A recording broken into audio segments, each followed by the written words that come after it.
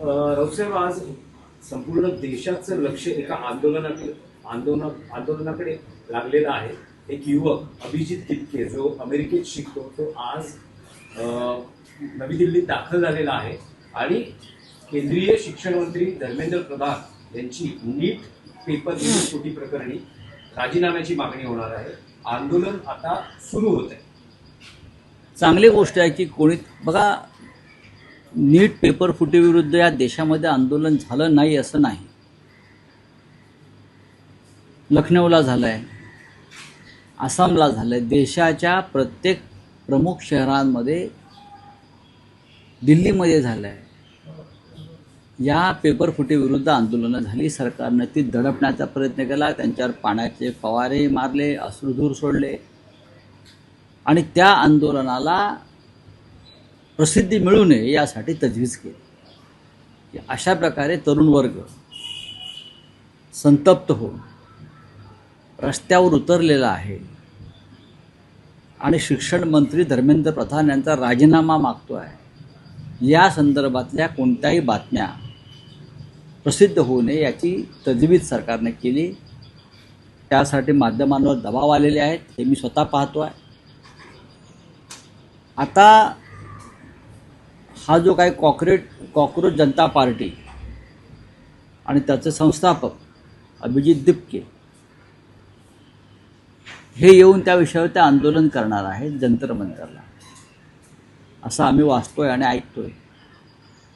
अर्थात जर ते आंदोलन यशस्वी झालं आणि त्यात मोठ्या संख्येनं तरुण वर्ग उतरला तर सरकारला त्याची दखल घ्यावीच लागेल. आताही घ्यावी लागेल, जेव्हा पार्लमेंट सुरू होईल तेव्हाही ती घ्यावी लागेल.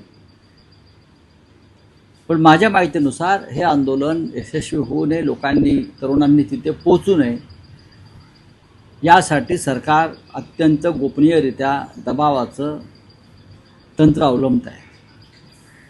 जंतर मंतरच्या परिसरात मोठ्या प्रमाणामध्ये पोलीस फोर्स आहे आणि तरुणांनी तिकडे पोचू नये प्रत्यक्ष आंदोलनस्थळी यासाठी पोलिसांना विशेष जबाबदारी देण्यात आली आहे. राऊतसाहेब, आंदोलनाचं यश तुम्ही कशावर मानता? लाखो युवक रस्त्यावर उतरणं की धर्मेंद्र प्रधान यांचा राजीनामा होणं? दोन्ही गोष्टींना मी यश मानतो. एकतर लाखो नसले तरी हजारो तरुणांनी उतरणं आणि त्यानंतर धर्मेंद्र प्रधान यांचा राजीनामा होणं, या दोन्ही गोष्टी एकाच नाण्याच्या दोन बाजू आहेत. इतकं मोठं स्कॅन्डल होऊन हजारो तरुणांचं भविष्य त्यात फसलेलं आहे, तरीही जर नरेंद्र मोदी हे त्या मंत्र्याचा राजीनामा घेत नसतील तर तुम्हाला स्वच्छ प्रशासन, झिरो भ्रष्टाचार याविषयी बोलण्याचा कोणता अधिकार नाही. खरं म्हणजे या संदर्भात राजीनामा द्यायची गरज अमित शहांची आहे. ते गृहमंत्री आहेत देशाचे.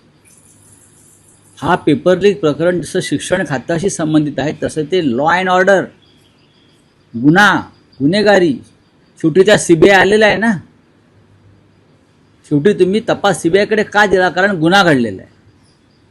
जर इतक्या मोठ्या प्रमाणात तरुणांचं आयुष्य उद्ध्वस्त करणारा गुन्हा घडला असेल तर देशाच्या गृहमंत्र्यांची जबाबदारी आहे की नाही? महाराष्ट्र हे त्या गुन्ह्याचं सेंटर आहे, केंद्रबिंदू आहे. मग महाराष्ट्रात ज्यांच्याकडे गृह खातं आहे त्यांची ही जबाबदारी आहे की नाही याचं उत्तर प्रामाणिकपणे द्यायला पाहिजे, मिळायला पाहिजे. राऊतसाहेब, आतापर्यंत विरोधी पक्षातील एकाही पक्षानं पाठिंबा दिलेला नाही, शुभेच्छा दिलेल्या आहेत पण अजूनपर्यंत पाठिंबा दिला नाही आहे. त्यामागची कारणं काय आहेत की विरोधी पक्ष आधी माहोल काय आहे? नाही, असं बघा, असं नाही आहे. हा एक सध्या कॉक्रोच जनता पार्टी हा एक राजकीय आंदोलनाचा भाग आहे आणि अनेक सामाजिक संस्था किंवा अनेक क्षेत्रात काम करणारे कार्यकर्ते हे एकत्र जमत आहेत. या देशामध्ये लोकशाही असल्यामुळे अनेक राजकीय पक्ष आहेत, त्यांच्यामध्ये मतं आणि मतांतर आहे आणि ज्या पद्धतीनं राजकीय पक्षांवर सुद्धा सत्ताधाऱ्यांचा दबाव आहे त्यातले काही राजकीय पक्ष त्याच्या आसपास फिरकणार आहेत. पण आमच्यासारखे जे लोक आहेत ते तरुणांनी आंदोलनात उतरावं आणि देशाच्या लोकशाहीचं आणि स्वातंत्र्याचं रक्षण करावं या मताच्या. विधान परिषदाच्या निवडणुका रद्दच करा अशी मागणी सुधीर मुनगंटीवारांनी केली. त्याला 2 संदर्भ पण आहेत. 1954 साली विधानसभेत असा ठराव देखील मंजूर झाला होता की विधान परिषद रद्द करा, आणि 2017 साली देखील अनिल गोटेंनी मागणी केली होती विधान परिषद बरखास्त करा. नाही, विधान परिषद बरखास्त करा असं सुधीर भाऊंना का वाटतंय या संदर्भात त्यांनी एक पत्रकार परिषद घेतली पाहिजे. त्यांच्या पक्षाच्या प्रमुख नेत्यांसह हे त्यांचं व्यक्तिगत मत असता कामा नये, किंवा राज्यसभा. याचं कारण काय? याचं कारण तुम्ही लोकांनी जो घोडेबाजार केलेला आहे या निवडणुकांमध्ये, तुम्ही लोकांनी म्हणतोय. विधान परिषदेत काल आपण पाहिलं एका दिवसात 150 कोटी रुपये कोणी खर्च केले. आमच्याकडे नाही आहेत पैसे. पैसे कोणाकडे आहेत? पैसे मिंदे गटाकडे आहेत, पैसे फडणवीसांकडे आहेत पक्ष म्हणून, पक्ष अजित पवार गटाकडे आहे, पक्ष नरेंद्र मोदी अमित शहा म्हणजे गौतम अडाणीकडे आहे. आणि त्या पैशाच्या माध्यमातून तुम्ही हा राज्यसभा, विधान परिषद आणि इतर सर्व निवडणुकांमध्ये त्याचा वापर करता. त्याच्यामुळे लोकांना निवडणूक नको आहे. विधान परिषद निवडणूकसुद्धा ही राज्यसभेप्रमाणे ओपन करा. म्हणजे तुम्ही तुमच्या प्रतिरोधाला मत दाखवा, अशा पद्धतीने करा ना. आम्ही ही मागणी केली आहे. आणि देशाच्या निवडणुका बॅलेट पेपरवरती घ्या, मतपत्रिकेवर घ्या. तुम्ही या मागण्या तुमच्या पक्ष नेतृत्वाकडे रेटून द्या, असं मी मुनगंटीवार यांना सांगेन. तुम्ही ह्या सगळ्या निवडणुका, सार्वत्रिक निवडणुका, विधानसभा, लोकसभा, जिल्हा परिषदा वगैरे, महापालिका, या तुम्ही बॅलेट पेपर, मतपत्रिकेवर घ्यायलाच पाहिजे. आणि विधान परिषद आणि राज्यसभेसारख्या ज्या निवडणुका आहेत त्या तुम्ही, राज्यसभा ओपन होते आहे म्हणजे तुम्हाला तुमचं मत दाखवावं लागतं. त्याचप्रमाणे विधान परिषदेच्या सर्व निवडणुका, मग त्या स्थानिक स्वराज्य संस्थांमधल्या असतील किंवा विधानसभेतून निवडून जाणारे लोक असतील, आमदारांनी सुद्धा, तुम्ही तुमचं मत हे मी माझ्याच पक्षाच्या व्हीपनुसार दिलं आहे की नाही हे लोकांना दाखवा. तुमच्या पक्षाला प्रश्नच मिटतोय ना. रावसाहेब, तुम्हाला बर्नॉल पाठवले नितेशांनी, तुम्ही त्यांना परत रिटर्न गिफ्टची संस्कृती असेल, तुम्ही काय पाठवणार आहात? अजिबात कशा करता कोणी काय पाठवलं असेल भेट म्हणून आनंदानं, तर ते मी स्वीकारेन. आणि अनेकांना इस्पितळामध्ये जखमींना अशा बर्नॉलची गरज असते. आता त्यांनी बर्नॉल का ठेवलं, ते कुठे जखमी झालेत का बघायला पाहिजे. त्यांनी एवढा स्टॉक आणून ठेवला होता. हां, बघा,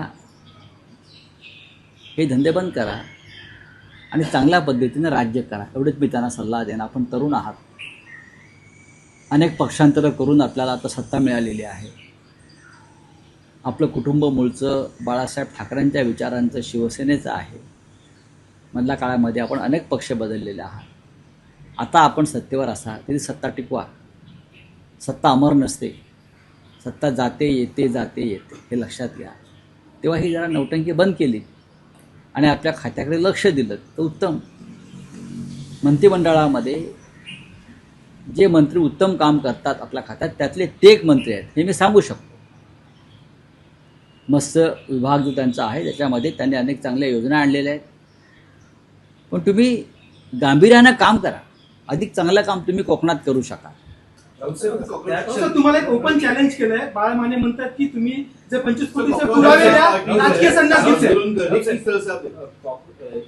इतकेच्या आंदोलन, त्यांच्या आंदोलनासंदर्भातलाच प्रश्न आहे की तुम्हाला असं वाटतं का की महाराष्ट्र किंवा विरोधी पक्षातील जे तरुण नेते आहेत त्यांनी आज दिल्लीत जाऊन नेमकी तरुणांची काय भावना आहे किंवा अंडरकरंट काय आहे हे जाणून घेतलं असतं तर बरं झालं असतं. सगळ्याच राजकीय पक्षातल्या तरुण नेत्यांना, जे निर्भय आहेत, अशी निर्भय माणसं तरुण तिकडे पोचतील.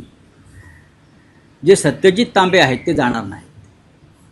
जे निर्भय आहेत ते जातील. तरुणांचं नेतृत्व केलेले महाराष्ट्रात अनेक लोक आहेत या क्षणी, सर्वच पक्षात. त्यांनी आपले पक्ष बाजूला ठेवून एक तरुण माणूस काय करतो आहे, कोणतं आंदोलन करतो आहे, तो अटकेलाही घाबरत नाही आहे, त्याच्यापासून काही प्रेरणा घेतली पाहिजे. महाराष्ट्र हा नेहमी चळवळ आणि आंदोलनाला पाठिंबा देणारा हे राज्य आहे. अनेक चळवळी आपण केलेल्या आहेत. त्याच्यामुळे महाराष्ट्राकडून जास्त अपेक्षा आहे. एक आणखी प्रतिक्रिया आहे त्या भाजपकडून राष्ट्रीय स्तरावरच्या राजकारणाची. इंडिया अलायन्स आता गाडला गेलेला आहे. कारण ज्या पद्धतीनं ममता बॅनर्जी यांच्याही खासदारांनी आता वेगळी भूमिका घेण्याची संकेत दिलेले आहेत, तिथे DMK इंडिया अलायन्स पासून बाजूला झालेली आहे. तर अशा परिस्थितीत आता इंडिया अलायन्स अस्तित्व शिल्लक नाही नाही, आणि ते गाडण्याची परिस्थिती. भारतीय जनता पक्ष काही सांगतोय म्हणून की असं या देशातला विरोधी पक्ष संपणार नाही. एक दिवस हीच वेळ भारतीय जनता पक्षावर त्यांना स्वतःला जमिनीत गाडून घेऊन जसं जमीन दुभंगावे आणि आम्हाला आतमध्ये घ्यावं अशी आरोळी त्यांच्याकडनं येईल. कारण लोक त्यांच्या मागे हातात चपला घेऊन धावणार आहेत, काठ्या घेऊन धावणार आहेत. या लोकांना पहा तुम्ही काय होतंय भविष्यात. नाही, पण भविष्याचं सोडा. 8 तारखेला बैठक आहे इंडिया अलायन्सची. 2 दिवस शिल्लक उरलेले आहेत. अशा वेळेत कोणते पक्ष सहभागी होणार आहेत? विरोधी बहुतेक पक्षातले सर्व पक्ष सहभागी होतील. शिवसेना बाळासाहेब ठाकरे हो काय नाही होणार. कोण, बघा बैठकीला असं आहे की व्यक्तिशः उपस्थित राहणार आहे. काही पक्षांनी असं सांगितलं की आम्ही व्हिडिओ कॉन्फरन्सिंगद्वारे सहभागी होऊ. काही अडचणी आहेत अनेक पक्षांच्या, पण अनेक पक्ष दिल्लीला उपस्थित राहतील आणि इंडिया अलायन्सची बैठक उत्तम प्रकारे होईल. मग उद्धव ठाकरे ही व्हिडिओ कॉन्फरन्सिंगनेच उपस्थित बघू ना. अजून बघा, दिल्ली आणि मुंबई अंतर 1 तास 45 मिनिटाचं आहे. 1 तास 45 मिनिटाचं आहे, फार नाही. रावसाहेब, काल तुमची राज ठाकरेंबरोबर भेट झाली. कोणकोणत्या विषयांवर चर्चा झाली? गप्पा मारल्या आणि अराजकीय गप्पा मारल्या. सन्माननीय राज ठाकरे हे साहित्य, संस्कृती, पर्यटन, कला या विषयावरती त्यांच्याकडे उत्तम माहिती असते आणि राजकारण्यांना याविषयीसुद्धा ज्ञान असायला पाहिजे आणि त्या विषयावरसुद्धा आपण संवाद साधला पाहिजे. आणि राज ठाकरे यांच्याशी आपण या विषयावर उत्तम संवाद साधू शकतो. आणखी जनता विधान पक्षाची परिषदेचा- नाही. विधान परिषद जनता पार्टीची निवडणुकीच्या अभिजित संदर्भातला एक विरोधी प्रश्न नाही. आहे. काही चर्चा झाली. नाही, त्यांची काही विधान मतं- परिषद निवडणुकीसंदर्भात एक आहे की आमची एका विषयात नक्कीच चर्चा झाली. ती म्हणजे त्यांचं असं म्हणणं होतं की मी वारंवार सांगितलेलं आहे की जोपर्यंत बॅलेट पेपरवर निवडणुका होत नाही तोपर्यंत निवडणुकांवरती बहिष्कार टाका. या त्यांच्या भूमिकेचा त्यांनी काल माझ्याकडे पुनरुच्चार केला आणि मला ते पटतं आहे. मला हे पटतं आहे. आणि राज ठाकरेंची भूमिका काल मी उद्धवजींनाही सांगितले की राज ठाकरे असं असं प्रकारे त्यांची भूमिका मांडतात आणि ती योग्य. आणि उद्धवजींना असं वाटतं की याच्यावरती एक निर्णय होणं गरजेचं आहे. आणि फार महत्त्वाचा विषय त्यांनी वारंवार मांडला आहे की ज्या पद्धतीनं निवडणुका घेतल्या जात आहेत, ज्या पद्धतीनं निवडून आलेले आमदार फोडले जात आहेत, त्याला एकच उपाय आहे. तो म्हणजे बॅलेट पेपरवर जोपर्यंत निवडणुका घेतल्या जात नाहीत मतपत्रिकेवर तोपर्यंत या देशातल्या सर्व विरोधी पक्षांनी निवडणुकांवर बहिष्कार टाकावा. आणि मला असं वाटतं की हळूहळू हा विचार जर पसरत गेला देशामध्ये तर त्याच्यावरती एकमत होऊ शकतं. नाही, पण आता इंडिया अलायन्सची जी बैठक आहे त्यात हा विषय प्रकर्षानं मांडला जाईल, सगळ्यांना नाही, हा convince केलं जाईल. आत्ता हा तात्काळ विषय मांडण्यासारखा नाही आहे. आता जे विषय गंभीर आहे तो पश्चिम बंगालचा विषय आहे. त्यानंतर ज्या पद्धतीनं मोदी आणि शहा बेफामपणे राज्य करतायत, विरोधी पक्ष तोडतायत, त्याच्यावर चर्चा व्हायला पाहिजे. असे काही महत्त्वाचे विषय, बॅलेट पेपरवरचे विषय अनेकदा आम्ही चर्चेला घेतलेले आहेत. एक विधान परिषदेचा विषय आहे की एकनाथ शिंदे काल असं म्हणाले, तुम्ही जो गंभीर आरोप केला होता की जवळपास 150 कोटींचे व्यवहार झाले, सौदा झाला, तर त्यावर एकनाथ शिंदे म्हणतात की संजय राऊत नोटा मोजत होते का? हो, मी मोजत होतो नोटा. कारण त्यांचे लोक बॅगा घेऊन फिरत होते आणि मला माहिती येत होती. मी बॅगा मोजत होतो, नोटा मोजायचा आता वेळ नाही. त्यांचे लोक कुठे कुठे नाशिकला गेले, नाशिकला गोकुळ गीतेवरती त्यांनी दबाव आणला. मग ते बाहेर गाड्या उभ्या होत्या, गाड्याच्या डिकीमध्ये पैसे होते. दबाव का आणताय तुम्ही जिंकणार आहात ना, मग दबावानं माघार क्या घ्यायला लावताय? एकनाथ शिंदे स्वप्नात सुद्धा बॅगा बघतात, त्याचा परिणाम आहे.